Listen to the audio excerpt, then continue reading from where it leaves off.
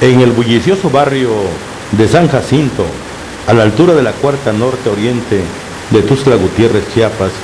hay un río escondido que desde hace 6 décadas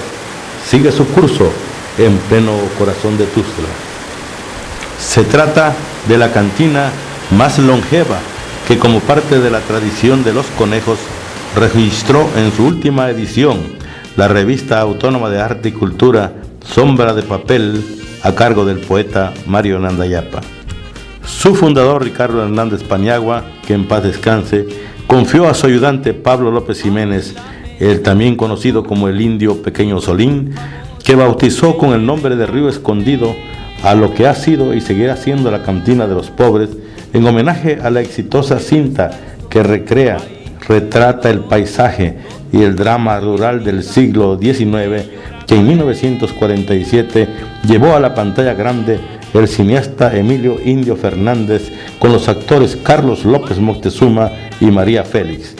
La actual propietaria de ese establecimiento, doña Chusita Jiménez Morales, viuda de Hernández, asegura que el nombre de ese centro de protección contra la tristeza tiene su origen en el trabajo de embovedado del Sabinal que en esa zona puntual de Tuxtla realizó el gobierno del doctor Rafael Pascasio Gamboa.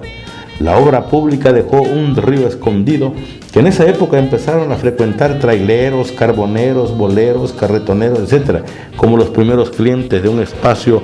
para el entretenimiento, donde se echaban sus tragos y se contaban sus cuitas. El aguaje de los pobres y el nosotros los pobres identifican y dan permanencia a Río Escondido a lo largo de 60 años de vida, como parte de la tradición bohemia de un pueblo sufrido, apaleado y aguantador. El estrato social no importa cuando el bebedor es pobre y el trago qué rico, confía el Indio Pequeño Solín, lugarteniente por más de 28 años del alteño Ricardo Hernández Paniagua, quien rindió tributo a la Madre Tierra un lunes 18 de enero del último año del siglo pasado. De acuerdo con la investigación del cronista José María López Sánchez, hace 60 años Tuxtla contaba apenas con 33,000 habitantes. Existían 2 escuelas secundarias que eran el Instituto de Ciencias y Artes de Chiapas y la Prevocacional.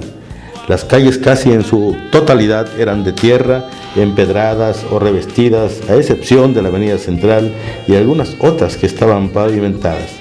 Los límites de la ciudad eran al norte del río Sabinal. Del otro lado del Sabinal solo se encontraba la pequeña iglesia de Santo Niño de Atocha, unas cuantas casas sobre la cuarta calle poniente, que era el camino que llevaba hasta la iglesia mencionada. Por el sur, la ciudad llegaba hasta la 9ª Avenida Sur en la zona centro. Por el oriente, nuestra ciudad llegaba hasta la 17 Oriente, lugar donde se encontraba un magnífico arco, que era la salida de Chiapa de Corzo, y por el poniente, el límite lo marcaban 2 columnas que se encontraban ubicadas a la altura de la 17 Poniente, en donde hoy está la Plaza Bonampak. En aquella época del viejo Coyatoc, el exalcalde José María López Sánchez se refiere a que la vida sencilla y apacible de Tuxtla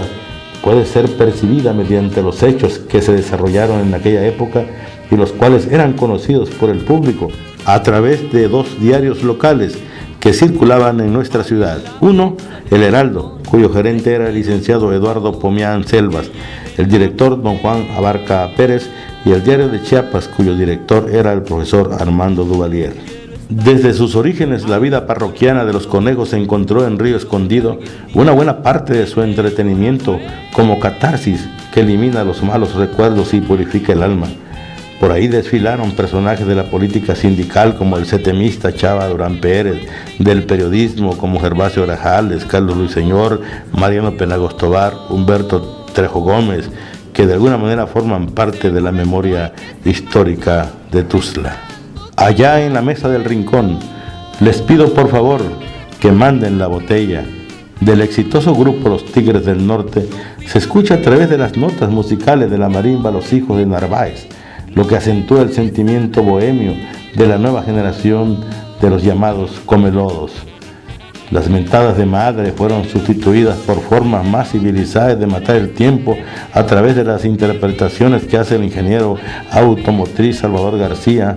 con las canciones de Cricri, Adiós muchachos, en la voz del doctor Héctor Pinacho y Llamarada, entre otras que corren a cuenta de Armando Rodríguez.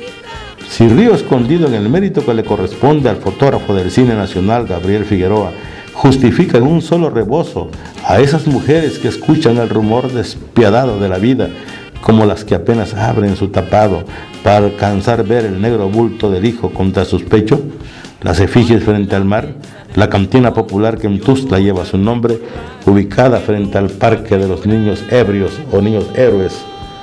donde los bolos salen gritando: murieron por la patria y nosotros moriremos en nuestra ley. Todavía el destino no lo alcanza, porque los años pasan en la vida de las cantinas como Río Escondido, lo mismo que en la vida de los pueblos. A raíz de la muerte de don Ricardo Hernández Paniagua, que ocurrió hace 10 años, el indio Pequeño Solín condujo, junto con su esposa y su hijo, el barco de Río Escondido a algún puerto seguro.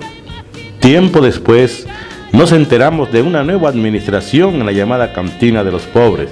Sin embargo, Río Escondido no ha perdido su esencia. 60 años han transcurrido desde su fundación y el rumor del río se escucha, a veces tranquilo y a veces con violencia. Es la propia leyenda, es el propio mito o es la propia realidad de las cantinas en Tuxtla, en una época de la bohemia en la que Río Escondido